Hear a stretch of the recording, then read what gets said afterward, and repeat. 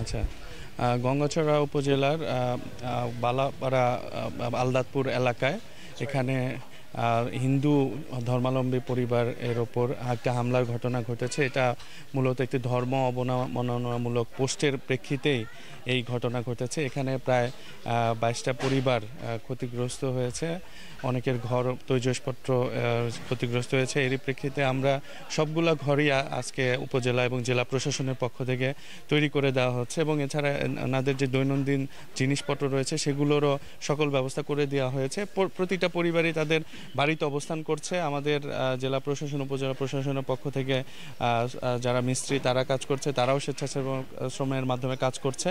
তা পুরোপুরি স্বাভাবিকভাবে তাদের যে কার্যক্রম সেগুলো পরিচালিত হচ্ছে এবং একই সাথে আইন শৃঙ্খলা পরিস্থিতি রক্ষায় সেনাবাহিনী, পুলিশ নিরাপত্তা ব্যবস্থায় নিয়োজিত রয়েছে এবং যারা এই হামলার সাথে জড়িত তাদেরকে চিহ্নিত করার কার্যক্রম এগিয়ে গেছে বলে আমরা পুলিশ বিভাগের মাধ্যমে জানতে পেরেছি এবং সে আইনগত প্রক্রিয়াটাও খুবই অগ্রগতি আজকে অসম্পূর্ণ হবে, অনেক অগ্রগতি হবে বলে আমরা জানতে পেরেছি এবং সার্বিকভাবে তাদের যে জীবনমানের যে বিষয়গুলো রয়েছে সমগ্র বিষয়ে সহযোগিতা করার জন্য আমরা সবসময় এবং এখানে অন ফিল্ডে থেকে আমরা সব কার্যক্রম আমরা তদারকি করছি।